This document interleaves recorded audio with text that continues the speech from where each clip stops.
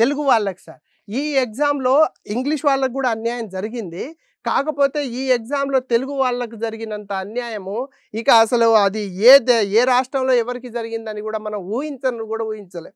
ఎందుకంటే 8,000 మంది రాశారు. కనీసం 8,000 మంది తెలుగులో రాస్తే సార్ మనకు యావరేజ్ మార్కింగ్ సిస్టమ్ మీరు ప్యాటర్న్ గనక గమనిస్తే ప్రతి ఒక్కళ్ళకి జస్ట్ తెలుగు అని కనబడినందుకు మార్క్ ఇచ్చినట్టు ఇచ్చారు సార్. ఇప్పుడు నా మార్కులే గనక స్కోర్ గనక చూస్తే నాకు ప్రతి పేపర్‌లో 60 దానికి సంబంధిత 59, 60, 59, 60 ఏసారు సార్. కానీ ఒక ఎగ్జాంపుల్ చెప్తాను సార్ మనకు Telangana movement sir. Telangana movement అన్నది చాలా భావోద్వేగపూరితమైన అంశం.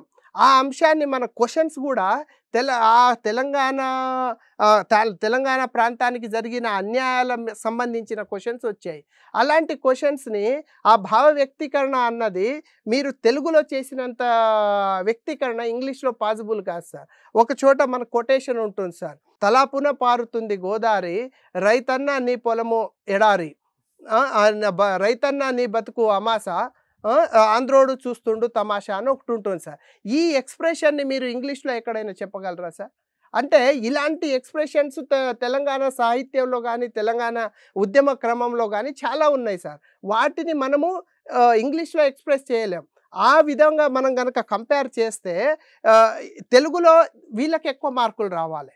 కానీ మీరు గమనిస్తే తెలుగులో అసలు ఒక కత్తి పేస్ట్ కోసినట్టే తెలుగు వాళ్ళకి కంప్లీట్‌గా అంటే తెలుగు అని కనిపిస్తే చాలు 4, 5, 4, 5 ఈవెన్ నాకైతే కంప్లీట్ 4 చాలా మందికి గూడా 4, 4.5 ఎవరికీ దాటలేదు సార్.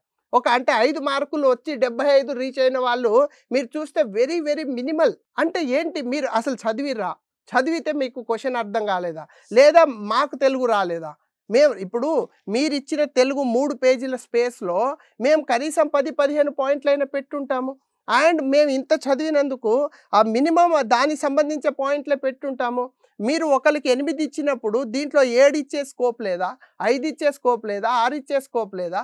మీరు కనీసం 3.5, 2.5, 4 ఏసేసి మీరు 45, 35, 55 స్కోర్ చేస్తే దీన్ని ఎలా తట్టుకుంటారు? జస్ట్ నాకు రానందుకు నేను అడగట్లేదు సార్. ఎందుకంటే నా ఒక్కడి బాధ కాదిది. కానీ మీరు కనిపిస్తున్న ప్యాటర్న్ ఏంటి? మీరు కొన్ని వేల మందికి జరిగిన ఈ అన్యాయం ఏంటి?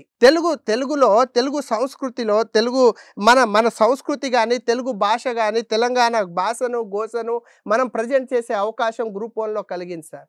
కానీ మనం ఏం చేసాము? ఎవాల్యుయేషన్‌లో ఇక్కడ సూపర్వైజేషన్ లోపం క్లియర్‌గా కనిపిస్తుంది.